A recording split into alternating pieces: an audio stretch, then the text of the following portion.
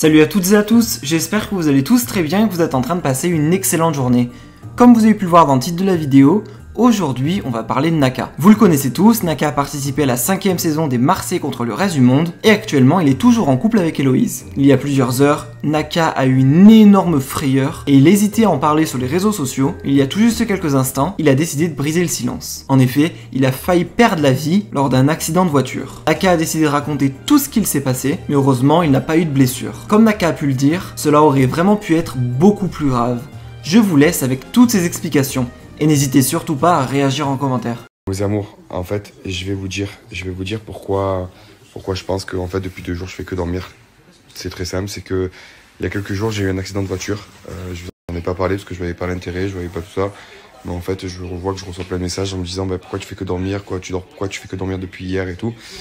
Je pense tout simplement que c'est ni plus ni moins que le contre-coup de l'accident en fait, parce que ça m'a fait peur, ça m'a fait grave peur. En fait, j'étais en train de rouler tranquillement et la route elle était un peu mouillée, je sortais de l'autoroute et j'ai pas freiné, j'ai pas accéléré, je roulais tout doucement, heureusement, j'avais ma ceinture, heureusement aussi, et d'un coup, là je tourne et la voiture elle part, elle s'est mise à glisser et en fait comme elle s'est mise à glisser, impossible de la rattraper, donc tu sais pas quoi faire, quoi. Tu sais pas s'il faut freiner, s'il faut accélérer, si tu sais pas quoi faire. En fait, tu te laisses faire et la voiture, elle a glissé elle a dû glisser quoi, sur 10 mètres sur le goudron. Et ensuite, il y a la moitié de la voiture qui est sortie de la route et l'autre voiture, l'autre côté de la voiture qui est resté sur la route, j'étais entre les deux. Et d'un coup, en fait, j'ai tapé la barrière, je suis monté sur la barrière et j'ai glissé sur la barrière sur au moins, je sais pas, 20 mètres. J'ai glissé sur 20 mètres et l'avantage, encore une fois, c'est que je roulais vraiment doucement. Et pourquoi j'ai glissé autant, je pense, parce que c'est que sur le fer, ça glisse beaucoup. Et sur la pelouse aussi, là, parce que la voiture elle était à moitié sur la pelouse. Et encore une fois, heureusement que je roulais doucement parce que je me suis arrêté à ça de quelques arbres. Et je pense que si j'avais tapé les arbres, ça aurait pu être plus grave. Heureusement que j'ai rien tapé, en fait, j'ai pas eu de choc, j'ai rien eu. Mais c'est vrai que la glissade, tout était quand même assez impressionnant. Mais heureusement, plus de peur que de mal parce que j'ai pas eu de choc, les airbags sont pas sortis, j'ai rien à proprement dit. En fait, je pense pas avoir tapé quoi que ce soit. Mais je sais pas si c'est l'adrénaline, c'est la peur qui m'a fait rester dans la voiture. Pour moi, je me vois, je commence à glisser en rentrant dans l'autoroute. Et d'un coup, je me vois arrêté sur la barrière, la voiture en travers, à moitié sur le sol, à moitié sur la barrière.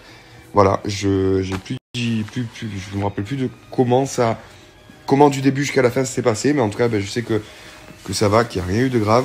D'ailleurs, je vais vous mettre les photos directement sur mon Insta, pour aller les voir sur mon Insta. Encore une fois, heureusement que je roulais doucement et heureusement que j'avais la ceinture. Comme quoi, ça n'arrive pas qu'aux autres. Comme quoi, ça peut aller très vite. Tout peut aller vraiment très vite. Et plus de peur que de mal. Heureusement.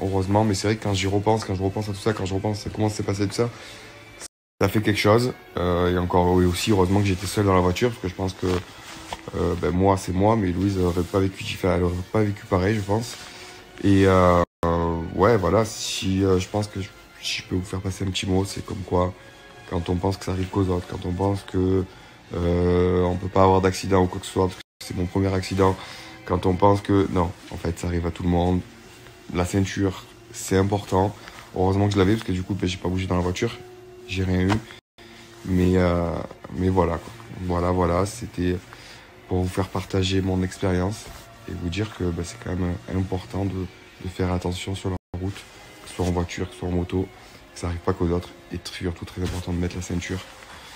Voilà, moi en attendant, la voiture elle est au garage. La dépanneuse vient la chercher. Vu que la voiture était bien tankée, c'était assez long à faire sortir la voiture. Et là, du coup, les réparations dans l'attente.